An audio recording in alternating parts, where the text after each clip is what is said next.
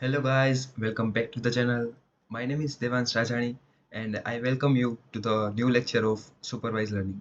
Okay तो हमने last lecture में एसवीएम के बारे में पढ़ा था मतलब सपोर्ट वेक्टर मशीन क्या होता है उसके डिसएडवांटेज एडवांटेज और different types of colonel's polynomial linear RBF sigmoid ये सब कर्नल बारे में हमें पढ़ा था एसवीएम के बारे में। तो आज के इस लेक्चर में हम देखेंगे कि के नियरेस्ट नेबर क्या है मतलब कि ये मशीन लर्निंग का टाइप है मतलब सुपरवाइज लर्निंग के अंदर आता है और कैसे वर्क करता है उसकी वर्किंग क्या होती है वो सब हम आज के लेक्चर में देखेंगे और एग्जाम्पल भी देखेंगे उसको सोल्व भी करेंगे। और वैसे ये एल्गोरिदम काफ़ी इजी है बट इम्पोर्टेंट भी है सभी पॉइंट ऑफ व्यू से। तो आई होप कि आपको ये सब समझ में आ जाए। अगर आपको अच्छा लगता है ये लेक्चर तो आप प्लीज़ लाइक कीजिएगा शेयर कीजिएगा वीडियो और चैनल को सब्सक्राइब भी कीजिएगा ठीक है। तो let's start with our new algorithm which is के नियरेस्ट नेबर। ठीक है मतलब के नियरेस्ट और नेबर मतलब उसके नाम के मुजब ही काम करता है ये एल्गोरिथम। नियरेस्ट नेबर मतलब नज़दीक के जो डेटा पॉइंट्स है मतलब नज़दीक के जो में अड़ोस पड़ोस वाले होते हैं वो नियरेस्ट नेबर।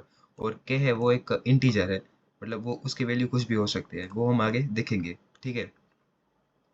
ओके तो let's start. K nearest neighbors. The KNN algorithm compares a new data entry to the values in a given data set with different classes or categories. मतलब कि जो कोई भी सपोज के यहाँ पे मैं एक ग्राफ देता हूँ यहाँ पे ज़्यादा डेटा पॉइंट्स है सपोज के इस तरह से कुछ ठीक है। तो हमें कोई नया डेटा पॉइंट्स ऐड करना है सपोज कि कोई यहाँ पे हमने एक स्टार डेटा पॉइंट मतलब ये ऐड किया। जस्ट सेकेंड डिफरेंट कलर से सपोज कि ये डेटा पॉइंट है मेरे को पता लगाना है कि ये कौन से क्लास में बिलोंग करता है ठीक है।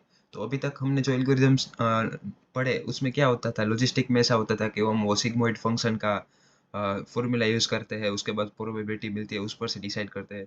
उसके बाद हम कल एसवीएम में पढ़ा था कि उसमें लीनियर डेटा हो तो लाइन ड्रॉ करके कर सकते हैं या फिर डिफरेंट कर्नल यूज़ करके कर सकते हैं।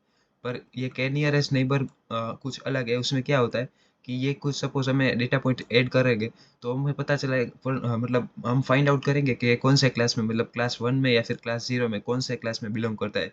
तो ये हम के नियरेस्ट नेबर एल्गोरिथम यूज़ करके पता करेंगे ठीक है। तो इसके बारे में हम अभी पढ़ते हैं। Based on its closeness or similarities in a given range K of neighbors, the algorithm assigns a new data to class और category in the data set training data ठीक है। मतलब कि सपोज कि यहाँ पे हमने जो ये नया डेटा पॉइंट ऐड किया है तो उसका हम मतलब नेबर के जो होते हैं उसको डिस्टेंस कैलकुलेट करेंगे मतलब यहाँ पे स्टार से ये क्लास 1 के कोई एलिमेंट है उसका क्या डिस्टेंस है यहाँ का क्या डिस्टेंस है वो डिस्टेंस को कैलकुलेट करेंगे और उसपे से जो नज़दीक का डिस्टेंस होगा ना उसको हम फाइनलाइज करेंगे। सपोज कि यहाँ पे मैं एक दूसरा ग्राफ सपोज यहाँ पे ड्रॉ करता हूँ ठीक है। मतलब यहाँ पे कुछ डेटा पॉइंट्स है और यहाँ पे कुछ डेटा पॉइंट्स है। तो सपोज कीजिएगा कि यहाँ पे मुझे कुछ नया डेटा पॉइंट ऐड करना है मुझे पता नहीं है कि कौन से क्लास से बिलोंग करता है मतलब क्लास 0 या फिर क्लास 1। तो मैं क्या करूँगा यहाँ से डिस्टेंस कैलकुलेट करूँगा और यहाँ पे एक मेन टर्म है वो है के मतलब के कोई भी एक वैल्यू है वो उसके वैल्यू हम इंटीजर कोई भी रख सकते हैं लाइक 2 3 1 2 3 4 5 एनीथिंग। मतलब वो नंबर ऑफ नेबर्स जिसको हमें कंसिडर करना पड़ेगा ठीक है। उसका मतलब वो पूरा प्रोसेस है वो मैं अभी आपको समझाता हूँ मतलब ये अभी बेसिक करा देता हूँ कि ये डेटा पॉइंट्स का वैल्यू मतलब कौन सा क्लास से बिलोंग करता है उसके लिए हम क्या करेंगे यहाँ का डिस्टेंस फाइंड आउट करेंगे यहाँ का फाइंड आउट करेंगे। मतलब कितने नेबर्स को हम कंसीडर करेंगे ना वो के की वैल्यू डिसाइड करता है मतलब अगर 3 हुआ तो उस मतलब जो 3 नियरेस्ट नेबर हो गए उसको हम कंसीडर करेंगे वो भी हम देखते हैं अभी ऐसे आपको समझ में नहीं आएगा ठीक है। It is also called a lazy learner algorithm because it does not learn from the training set immediately. Instead, it stores the data set and the time of classification it performs an action based on the data set. मतलब वो lazy learner algorithm है मतलब हमने पढ़ा था कि lazy learner और fast होते हैं लर्नर वो दोनों में मतलब क्या डिफरेंस होता है। लेजी लर्नर मतलब वो ट्रेनिंग के टाइम पे कुछ ऐसा मतलब मेहनत नहीं करता। वो जब क्लासिफिकेशन करने का टास्क आएगा प्रॉब्लम आएगा तभी वो मतलब बोल सकते हैं कि वो तभी एक्टिवेट होगा ठीक है।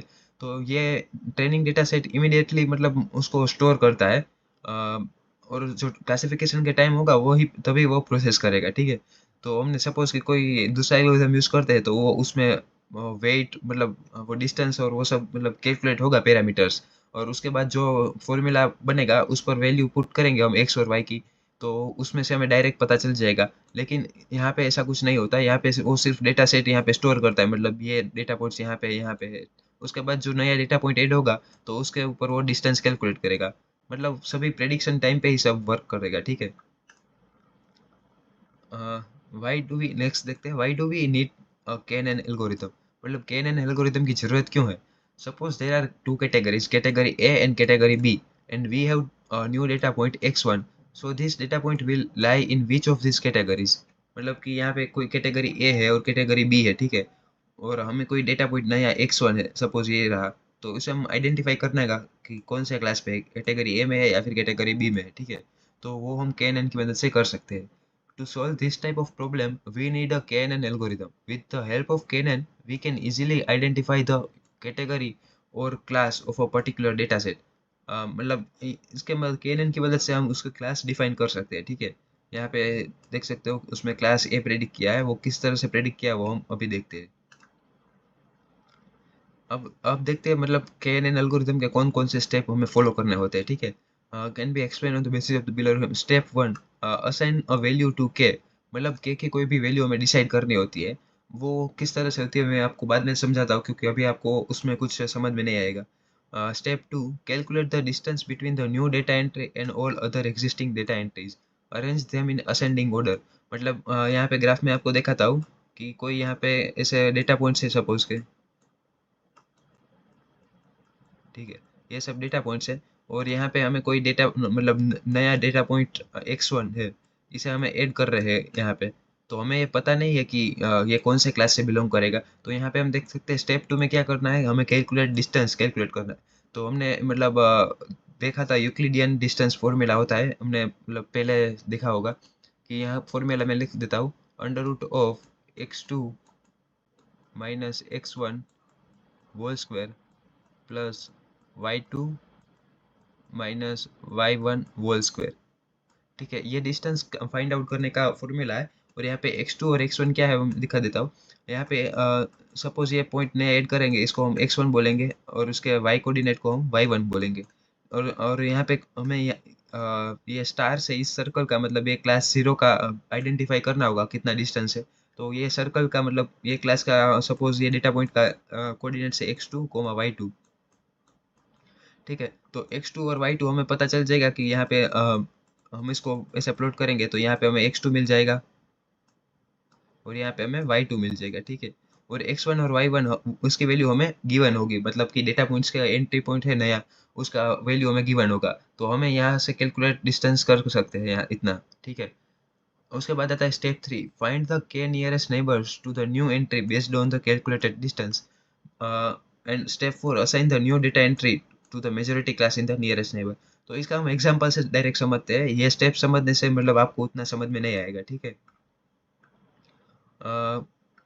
The data is given, the graph above represented data set consists of two classes, red and blue। मतलब यहाँ पे आप देख सकते हो एक है रेड क्लासेस में डेटा पॉइंट्स है और एक ब्लू क्लासेस में डेटा पॉइंट्स है। और यहाँ पे हमें एक नया डेटा पॉइंट ऐड किया है, ये ग्रीन वाला, इसे हम x1 कहेंगे, ठीक है। और इसका हमें क्लास आइडेंटिफाई करना है कि कौन सा क्लास से बिलोंग करता है, ठीक है। तो इसके लिए क्या करेंगे, असाइन मतलब उसका सॉल्यूशन, असाइन वैल्यू टू के, द वैल्यू ऑफ के इज 3। मतलब हमने डिस्टेंस कैलकुलेट कर लिया, ठीक है।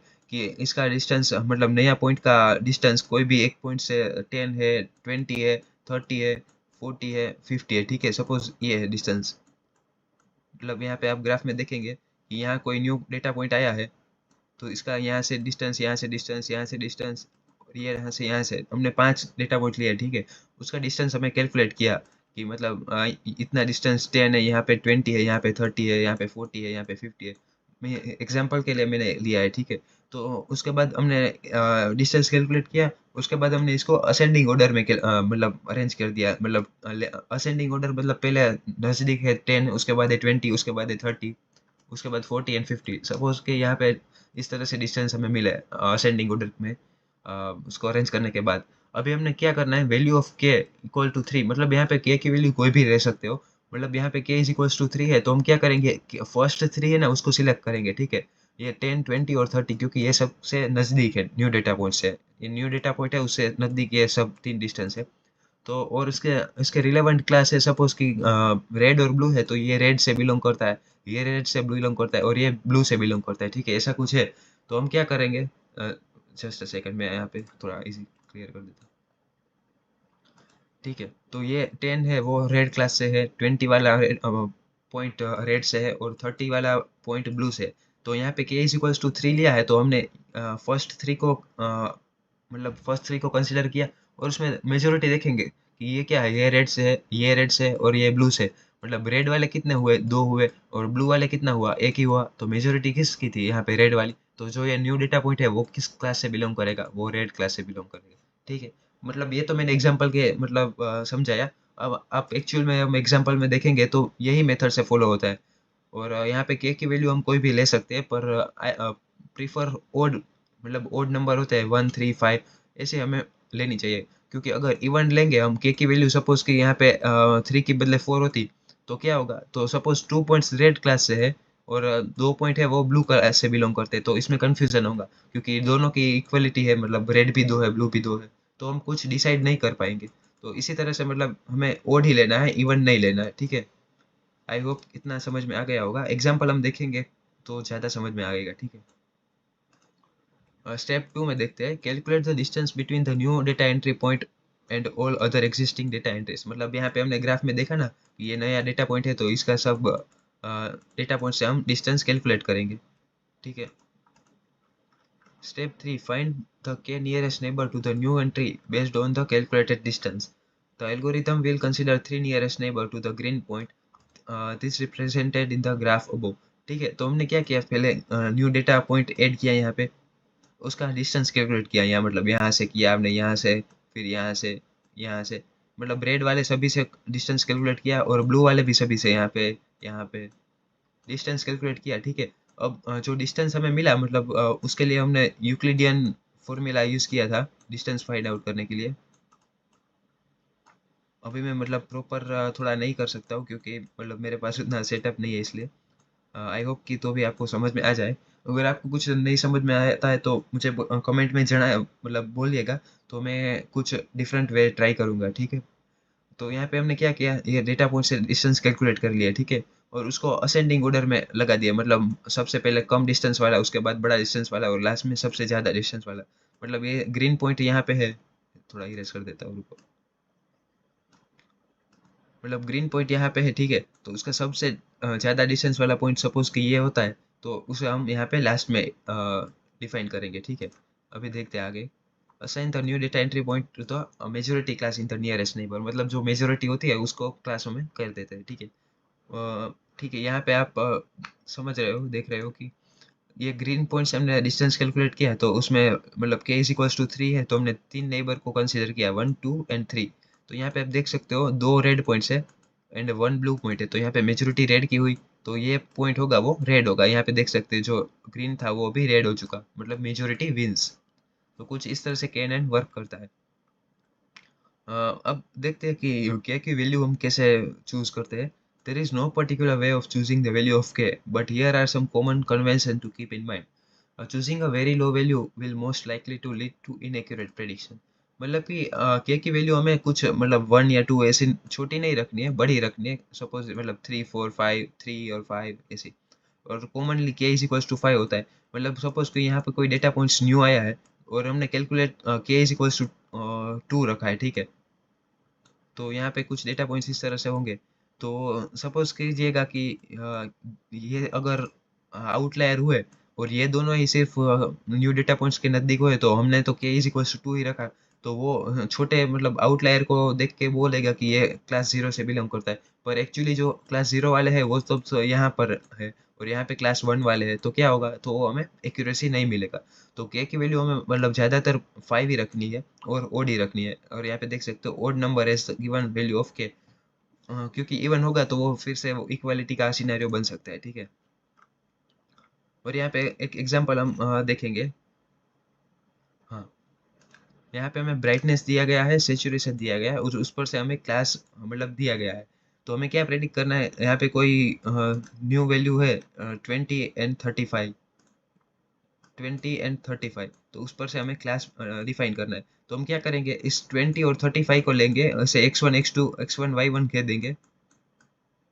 और एक एक पॉइंट से मतलब लेंगे। यहाँ पे 20 के लिए भी कैलकुलेट होगा और 35 के लिए भी कैलकुलेट होगा, ठीक है। तो 20 को इसके साथ और 35 को इसके साथ मतलब जो फॉर्मूला है under root of x2 minus x1 whole square plus y2 minus y1 whole square, ठीक है, वो फॉर्मूला हम यूज करेंगे। और उस पर से जो मतलब अरेंज करेंगे और उसमें से k की वैल्यू जितनी 5 है तो उसके 5 कंसीडर करेंगे नेबर्स को, और उस पर से मेजोरिटी होगा वो विन होगा, ठीक है। यहाँ पे आप देख सकते हो ये फॉर्मूला हमने यूज किया, under root of x2 minus x1 whole square plus y2 minus y1 whole square. और यहाँ पे x2 और y2 क्या होगा, 20 और 35, मतलब जो नए डेटा पॉइंट्स है वो। और x1 और y1 क्या होगा, वो चेंज होता रहेगा, मतलब सभी रो में जाएगा और उसमें x1 y1 लेगा और उस पर से डिस्टेंस कैलकुलेट करेगा, ठीक है। यहाँ पे देख सकते हो, यहाँ पे सपोज कि 40 और 20 है तो उसके लिए डिस्टेंस कैलकुलेट किया, अंडर रूट ऑफ 20 माइनस 40 और 35 माइनस 20, ठीक है। तो इस तरह से उसने डिस्टेंस कैलकुलेट किया, 25, 33.54, 68.01, ये सब उसने मतलब डिस्टेंस कैलकुलेट किया। तो यहाँ पे आप देख सकते हो ये पूरा टेबल फिल हो चुका है, ठीक है, यहाँ तक। अभी हमें क्या करेंगे, डिस्टेंस तो हमने कैलकुलेट कर लिया, अब इसको असेंडिंग ऑर्डर में हम करेंगे, असेंडिंग ऑर्डर में अरेंज करेंगे, ताकि हम के की वैल्यू पुट करके मतलब के देख के अरेंज करके मतलब सिलेक्ट कर सके, ठीक है। यहाँ पे देख सकते हो, यहाँ पे हमने पहले असेंडिंग ऑर्डर में सबको कर दिया। यहाँ पे देख सकते हो डिस्टेंस 10, 25, 33, 45, 47, मतलब ये सारा असेंडिंग ऑर्डर में है। अब क्या करेंगे, हम के की वैल्यू 5 है, यहाँ पे देख सकते हो 5 है, तो हम टॉप 5 रो है उसको हम सिलेक्ट करेंगे। और क्योंकि जो टॉप 5 है वही न्यू डेटा पॉइंट के रिलेवेंट होगी, नज़दीक होगी, ठीक है। तो यहाँ पे हम टॉप 5 रो को सिलेक्ट करेंगे। अब हम देखेंगे कि उसका मतलब मेजोरिटी चेक करेंगे। तो यहाँ पे मतलब कंसीडर करेंगे यहाँ पे सब टॉप 5 पे, और उसके क्लास देखेंगे। तो फर्स्ट 5 में रेड 1, रेड 2, रेड 3 और ब्लू 1, ब्लू 2, मतलब रेड कितना है, रेड आए 3 एंड ब्लू कितना है 2। तो आप यहाँ पे इजीली देख सकेंगे कि रेड इज इक्वल्स टू, मतलब 3 बार रेड आया है तो उसकी मेजोरिटी ज़्यादा है, तो हम नए डेटा पॉइंट को रेड कहेंगे, ठीक है। और यहाँ पे बी इज इक्वल्स टू 2 है, मतलब वो माइनॉरिटी है तो इसको हम सिलेक्ट नहीं करेंगे, ठीक है। तो कुछ इस तरह से KNN वर्क करता है, ठीक है। यहाँ पे आप देख सकेंगे कि अपडेटेड टेबल है, यहाँ पे हम 20 और 35 के लिए हमने देखा था और उसका मेजोरिटी रेड में मिला था, तो हम न्यू डेटा पॉइंट को रेड करेंगे। आई होप कि ये आपको समझ में आ गया होगा, बहुत इजी है, सिर्फ कुछ नहीं करना है। मैं आपको लास्ट एक बार समझा देता हूँ। हमें डेटा पॉइंट दिए गए होंगे, ये सभी, ये टेबल हमें दिया गया होगा यहाँ तक का, और हमें न्यू डेटा पॉइंट्स दिया गया होगा और उसे हमें प्रेडिक्ट करना है कि कौन से क्लास से बिलोंग करता है। तो कुछ नहीं करना हमें, इसे x2 y2 कह दो, और यहाँ से फर्स्ट रो के लिए हम देखेंगे x1 y1, डिस्टेंस कैलकुलेट करेंगे इस तरह से सभी के। और उसके बाद डिस्टेंस कैलकुलेट करने के बाद इसको असेंडिंग ऑर्डर में इसको हम अरेंज कर देंगे। और अरेंज करने के बाद के की वैल्यू कोई भी ले लेंगे, सपोज कि 5, और 5 में से हम देखेंगे कि टॉप 5 रोज में मेजोरिटी कौन सा क्लास आता है, जो भी क्लास आता है उसे हम असाइन कर देंगे न्यू डेटा पॉइंट को। बहुत ईजी है, आपको इसमें बहुत ज़्यादा मतलब डिफिकल्टीज नहीं है, इसमें कुछ ऐसा है नहीं, ईजी है, ठीक है। तो यहाँ पे आप देख सकते हो ये एक और एग्जांपल है। मतलब मैं आपको सजेस्ट करूंगा कि आप पॉज करें वीडियो और इसे अपने आप से ट्राई कीजिएगा। अगर नहीं होता है तो मुझे कमेंट में बताना, मैं इसको सॉल्व कर दूंगा, मतलब कागज़ के इस तरह से कुछ इसी तरह से करवा दूंगा, ठीक है। इजी है, और इसका आंसर भी मैं यहाँ पे दे दूंगा यहाँ पे, ठीक है। ये डेटा पॉइंट है और यहाँ पे क्लास आया है नॉर्मल, ठीक है। इसी तरह से यहाँ पे कुछ नया समय उसमें आपको के इज इक्वल्स टू 1 लेना है, उसके बाद 2 लेना है और 5 लेना है, ठीक है। तो मतलब आप के की डिफरेंट वैल्यू लेके भी ट्राई कर सकते हैं, आपको आंसर मिल जाएगा, ठीक है। आई होप कि इतना आपको समझ में आ गया होगा किस तरह से एल्गोरिथम वर्क करता है। अब हम देखते हैं एडवांटेज और डिसएडवांटेज क्या है KNN के, ठीक है। तो पहले एडवांटेज देखते हैं। It is simple to implement, मतलब सिंपल है, आपने देखा ही होगा, कुछ डिस्टेंस कैलकुलेट करना है, असेंडिंग ऑर्डर में अरेंज करना है और के की वैल्यू के मुजब से सिलेक्ट कर लेना है majority. It is robust to the noisy training data, मतलब नॉइसी ट्रेनिंग डेटा मतलब कुछ एरर्स है डेटा में, मिसिंग वैल्यूज है, आउटलायर्स है, तो भी वो उसमें इजीली वर्क कर पाएगा। It can be more effective if the training data is large, मतलब ज़्यादा डेटा पॉइंट्स हो गए तो भी वो वर्क करेगा। अब देख लेते हैं डिसएडवांटेज क्या है। Always need to determine the value of K which में कॉम्प्लेक्स सम टाइम, मतलब के की वैल्यू हमें सपोज कि 5 यहाँ पे ली है, तो उसमें एक्यूरेसी हमें नहीं मिली, तो हम क्या कर सकते हैं, के की वैल्यू चेंज करके 7 कर सकते हैं, 9 कर सकते हैं। तो वो थोड़ा मतलब ट्राई करना पड़ता है हमें, वो थोड़ा कॉम्प्लेक्स हो जाता है कभी-कभी। The computational cost is high because of calculating the distance between the data points for all the training samples। मतलब कि यहाँ पे कोई भी सभी डेटा पॉइंट्स हो गए तो हमें हर बार नए एंट्री के लिए डिस्टेंस कैलकुलेट करना होता है, ठीक है। हम डायरेक्ट एक बार में ऐसे नहीं कर सकते। यहाँ डेटा पॉइंट्स आया नया, तो उसके लिए कैलकुलेट करना पड़ेगा डिस्टेंस। यहाँ पे डेटा पॉइंट नहीं आएगा तो फिर से कैलकुलेट करना पड़ेगा। तो कॉम्पिटिशनल कॉस्ट ज़्यादा हो जाता है इसके। ये कुछ डिसएडवांटेज है और एडवांटेज के है के नियरेस्ट नेबर के। आई होप कि यहाँ पे आपको सब समझ में आ गया होगा KNN का। और हमने उसका एग्जाम्पल भी देखा है। और आप एक ये एग्जाम्पल अपने आप से भी ट्राई कीजिएगा सोल्व करने का, और आंसर भी यहाँ पे आप देख ही सकते हैं। तो आई होप कि सब समझ में आ गया होगा। अगर समझ में आ गया हो तो प्लीज़ वीडियो को लाइक कीजिएगा और शेयर कीजिएगा और चैनल को सब्सक्राइब कीजिएगा, ताकि हमारा भी मोटिवेशन बना रहे और कुछ नए कंटेंट हम भी प्रोवाइड कर सके। ओके, तो मिलता हूँ आपके साथ आपको नए वीडियो में और कुछ नए मशीन लर्निंग एल्गोरिदम्स के साथ, ठीक है। तो तब तक के लिए goodbye, take care and thank you so much everyone.